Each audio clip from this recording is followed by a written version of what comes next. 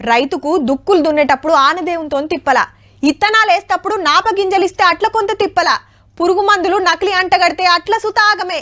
పంటకు పెట్టుబడి కాంచలి పంట చేతికొచ్చినాక అమ్ముకునేదాకా అడుగడుకు అరుగోస పడతాడు. అడ్డికి పావుషేరు కడుగుతే ఎంతకో కంతకు అమ్ముకొని ఇంటితో వాడతాడు. అసొంటి ఓ రైతన్నది చిన్న గోస కాదు. ఇంతకేమైందంటే,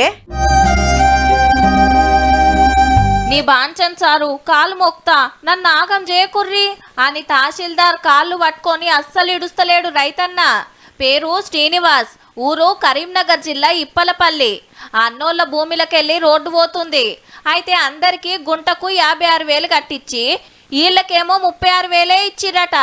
అగో నాది భూమి కాదా, నాకెందుకు తక్కువ ఇస్తారని పన్నులకు అడ్డం పడ్డాడు. తహసీల్దార్ వస్తే గిట్ల కాళ్ళు మొక్కిండు.